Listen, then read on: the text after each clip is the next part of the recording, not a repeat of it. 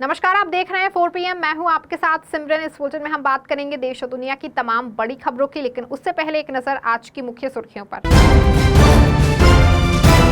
अरविंद केजरीवाल 2 दिन बाद सीएम पद से देंगे इस्तीफा। कहा, तब तक सीएम की कुर्सी पर नहीं बैठूंगा जब तक जनता अपना फैसला ना सुना दे। हरियाणा विधानसभा चुनाव से पहले बीजेपी की बढ़ी मुश्किलें। अनिल विज ने ठोका सीएम पद का दावा। कहा, मैं हरियाणा की बदल दूंगा तस्वीर। अरविंद केजरीवाल ने किया इस्तीफा देने का ऐलान। आतिशी ने की चुनाव आयोग से मांग। कहा, महाराष्ट्र के साथ नवंबर में हो दिल्ली का चुनाव। सांसद असदुद्दीन ओवैसी ने ताजमहल में पानी भरने को लेकर एएसआई पर साधा निशाना। कहा, इन्हें वक्फ की इमारतें चाहिए। सीएम सिद्धारमैया की सुरक्षा में बड़ी चूक। मंच पर कूदा व्यक्ति। सुरक्षा कर्मियों ने लिया एक्शन। सीएम सिद्धारमैया की सुरक्षा में चूक। जेल से रिहाई के बाद दिल्ली के मुख्यमंत्री और आम आदमी पार्टी के राष्ट्रीय संयोजक अरविंद केजरीवाल का जोश हाई है और 2 दिन बाद सीएम पद से इस्तीफा देने का ऐलान कर दिया है। जेल से रिहाई के बाद दिल्ली के मुख्यमंत्री और आम आदमी पार्टी के राष्ट्रीय संयोजक अरविंद केजरीवाल का जोश हाई है और उन्होंने रविवार को पार्टी के नेताओं और कार्यकर्ताओं को संबोधित किया। इस दौरान उन्होंने बड़ा ऐलान किया। केजरीवाल ने कहा कि आज से 2 दिन बाद मैं मंत्री पद से इस्तीफा दे दूंगा। केजरीवाल ने कहा कि मैं इस्तीफा इसलिए दे रहा हूं क्योंकि इन्होंने मुझ पर भ्रष्टाचार के आरोप लगाए हैं। इन्होंने मुझ पर और मनीष सिसोदिया पर इल्जाम लगाए हैं। मैं आज आपसे पूछना चाहूंगा कि क्या केजरीवाल ईमानदार है या नहीं। दिल्ली के मुख्यमंत्री अरविंद केजरीवाल ने रविवार को बड़ा ऐलान करते हुए सीएम पद से इस्तीफा देने की मांग की है, जिसके बाद आप किसे सीएम बनाएंगे, इसको लेकर अटकलों का बाजार गर्म है। दिल्ली के मुख्यमंत्री अरविंद केजरीवाल ने रविवार को बड़ा ऐलान किया है। उन्होंने कहा कि वो 2 दिन बाद पद से इस्तीफा दे देंगे। इसके साथ ही दिल्ली में समय से पहले चुनाव कराने की मांग करेंगे। केजरीवाल ने कहा कि जब तक लोग उन्हें ईमानदारी का प्रमाण पत्र नहीं दे देते, वे सीएम की कुर्सी पर नहीं बैठेंगे। उनके इस ऐलान के बाद सवाल उठ रहा है कि सीएम पद की जिम्मेदारी कौन संभालेगा। इस रेस में आम आदमी पार्टी सरकार में मंत्री आतिशी का नाम सबसे आगे है। आतिशी आम आदमी पार्टी सरकार में अभी मंत्री हैं। उनके पास शिक्षा विभाग की जिम्मेदारी है। केजरीवाल, मनीष सिसोदिया जैसे दिग्गज नेता जब जेल में थे तब आतिशी ने हर मोर्चे पर पार्टी की आवाज बुलंद की। केजरीवाल की पत्नी के साथ भी वो हर मंच पर डटी रही। वो उन नेताओं में शुमार हैं जिन पर केजरीवाल सबसे ज्यादा भरोसा करते हैं। जनसुराज के संस्थापक प्रशांत किशोर ने शराबबंदी को लेकर एक बार फिर से बड़ा दावा करते हुए कहा कि अगर हमारी सरकार आई तो हम 1 घंटे के अंदर बिहार में शराबबंदी खत्म कर देंगे। जनसुराज के संस्थापक प्रशांत किशोर ने शराबबंदी को लेकर एक बार फिर से बड़ा दावा किया है। दरअसल प्रशांत किशोर ने मीडिया से बातचीत में 1 महीने में दूसरी बार बड़ा दावा करते हुए कहा कि अगर हमारी सरकार बनी तो 1 घंटे के अंदर मैं शराबबंदी बिहार से खत्म कर दूंगा। प्रशांत किशोर ने जब ये सवाल किया गया कि शराबबंदी को कैसे खत्म करेंगे, तो प्रशांत किशोर ने कहा कि इसकी जानकारी आपको तब मिल ही जाएगी जब हमारी सरकार बनेगी। सीएम सिद्धारमैया लोकतंत्र दिवस के मौके पर कार्यक्रम चल रहा था। इस बीच एक व्यक्ति मंच पर कूद गया, जिसके बाद उसे पुलिस ने हिरासत में ले लिया।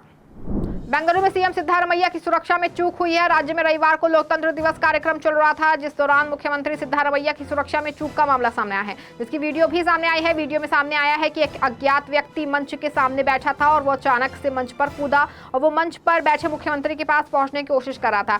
लेकिन जैसे ही व्यक्ति मंच पर कूदा, वैसे ही सारे सुरक्षाकर्मी एक्शन में आ गए। उन्होंने व्यक्ति को चारों तरफ से घेर लिया। व्यक्ति को सुरक्षाकर्मियों ने घेरते हुए सीधे सीधे उसे मंच से नीचे उतारा और फिर पुलिस ने फौरन उसे दबोच लिया और उसे हिरासत में ले लिया। सामने आई वीडियो में व्यक्ति भी साफ दिखाई दे रहा है। उसने नीले रंग की शर्ट पहन रखी है।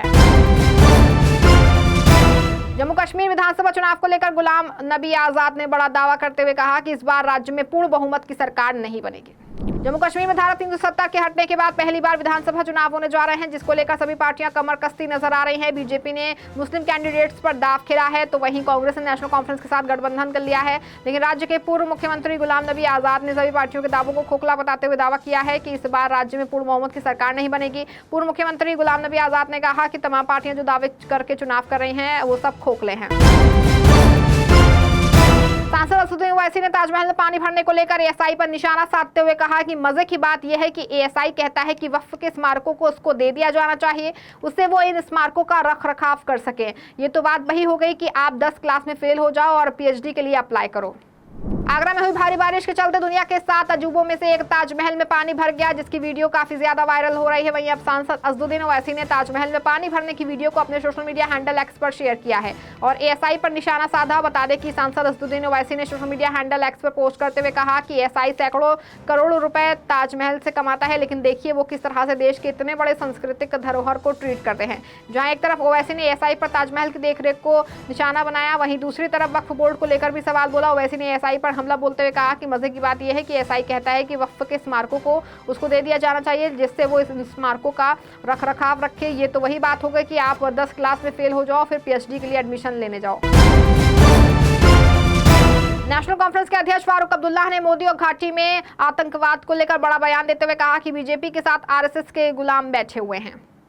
नेशनल कॉन्फ्रेंस के अध्यक्ष और जम्मू कश्मीर के पूर्व मुख्यमंत्री फारूक अब्दुल्ला ने बीजेपी और आरएसएस पर बड़ा हमला बोला और उन्होंने कहा कि जो कल तक पाकिस्तान जिंदाबाद करते थे, आज वो इनके साथ बैठे हुए हैं, बीजेपी के साथ बैठे हुए हैं, आरएसएस के गुलाम बैठे हुए हैं। साथ ही उन्होंने आतंकवाद को लेकर पीएम मोदी के बयान पर पलटवार करते हुए कहा कि ये तो कहते थे कि यहाँ पर आतंकवाद का 370 जिम्मेदार है, आज तो 370 नहीं है, तो फिर यहाँ आतंकवाद कहाँ से आया।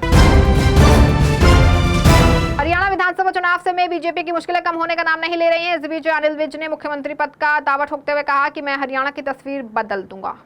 अंबाला कैंट विधानसभा क्षेत्र से भाजपा उम्मीदवार अनिल विज ने हरियाणा चुनाव के बाद खुद को सीएम पद का उम्मीदवार बनाए जाने की संभावना पर प्रतिक्रिया व्यक्त की। उन्होंने मजबूती से अपने आधार पर मुख्यमंत्री पद की मांग की और उन्होंने आगे कहा कि वो अंबाला कैंट के लोगों की मांग पर इस पद पर दावा करना चाहते हैं। अंबाला कैंट विधानसभा क्षेत्र से भाजपा उम्मीदवार अनिल विज ने कहा कि मैं हरियाणा में भाजपा का सबसे वरिष्ठ विधायक हूं, मैं 6 बार चुनाव लड़ चुका हूं, लोगों की मांग कर मैं इस बार अपनी वरिष्ठता के आधार पर सीएम पद के लिए दावा करूंगा। हालांकि ये आलाकमान के हाथ में है कि वो मुझे सीएम बनाएंगे या फिर नहीं। अगर वो मुझे सीएम बनाते हैं तो मैं हरियाणा की तस्वीर बदल दूंगा। इस बुलेटिन में फिलहाल बस इतना ही। ऐसी तमाम राजनीतिक खबरों के लिए बने रहें और जुड़े रहें 4 PM के साथ। धन्यवाद।